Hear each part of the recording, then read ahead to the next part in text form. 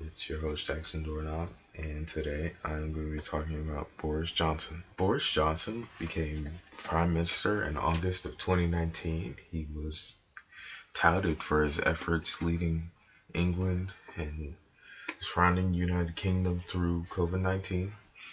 He was he was considered to receive a Nobel Peace. Oh, this is the wrong script. I have the wrong script. Yeah. That was not nearly as funny as I thought it would be. But if you know anything about Boris Johnson, you know he has a career that is pretty controversial. And this one, he had a bring your own booze party at 10 Downing Street, which is where his office is.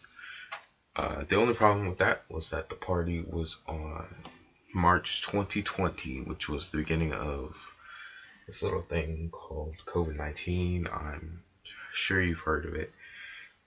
Not much was known about it. It wasn't really, a big thing up until lately when an email and a leaked video surfaced. I'll get into the leaked video later. According to the email, this was from the personal private secretary of Boris Johnson, Mark Reynolds. There were around 100 people invited to the party. Only like 40 came, according to ITV, including the Prime Minister and his wife. And he completely denied everything about this. I carry full responsibility for what took place. But nobody told me, I'm absolutely categorical about this. Nobody said to me, this is an event that is against the rules, that is in breach of what we're asking everybody else to do. Should not. And now for the leaked video. I've just seen reports on Twitter that there was a Downing Street Christmas party on Friday night. Do you recognise those reports? I went home. Hold on.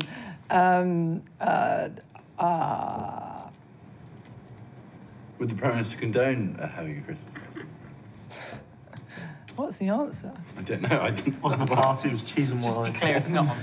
Is cheese and wine all right? No. It was a business meeting. I'm joking. This is recorded. This fictional party was a business meeting. And it was not socially distanced. This obviously isn't a good look. The woman you just saw ended up resigning. As later, he'd got what he wanted with the resignation of the spokeswoman caught on camera joking about a Downing Street party. Can you stop, please? Can you stop? I'm going to make a statement. You don't. The British people have made immense sacrifices in the ongoing battle against COVID-19. I now fear that my comments in the leaked video of the 20th of December last year have become a distraction in that fight. My remarks seemed to make light of the rules that people were doing everything to obey. That was never my intention. I will regret those remarks for the rest of my days, and I offer my profound apologies to all of you at home for them. I understand the anger and frustration that people feel. To all of you who lost loved ones, who endured intolerable loneliness, and who struggled with your businesses, I am truly sorry. And this afternoon, I am offering my resignation to the Prime Minister. Thanks for your time. After that video came out, people in the Prime Minister's own party were against him.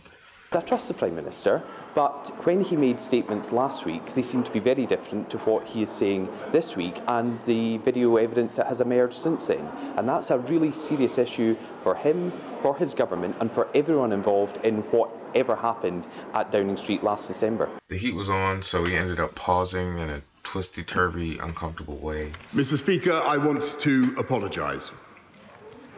I know that millions of people across this country have made extraordinary sacrifices over the last 18 months.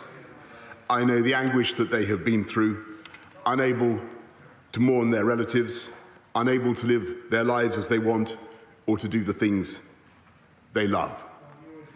And I know the rage they feel with me and with the government I lead when they think that in Downing Street itself, the rules are not being properly followed by the people who make the rules. And though I cannot anticipate the conclusions of the current inquiry, I have learned enough to know that there were things we simply did not get right. And I must take responsibility. Number 10 is a big department with the garden as an extension of the office, which has been in constant use because of the role of fresh air in stopping the virus. And when I went into that garden just after 6 on the 20th of May, 2020, to thank groups of staff before going back into my office 25 minutes later to continue working, I believed implicitly that this was a work event. But, Mr. Speaker, with hindsight, I should have sent everyone back inside. As you can see in here, the people in the room were not too happy with him, which led to Operation Red Meat, which was an attempt to distract from this scandal, which ended up getting the name Partygate. Which, why does every scandal get a gate? We have Bountygate, we have Deflategate, Watergate. Like, I get why they're all named that because of Watergate, but like, can we get a new original name for a scandal? What about I'm gonna say water fence, but that's not funny. But anyway, this Operation Red Meat, it's essentially just sending out a flurry of policies according to independent.co, but that's not really important. What's important is this guy, Boris Johnson. I mean, he's acting like an idiot, okay?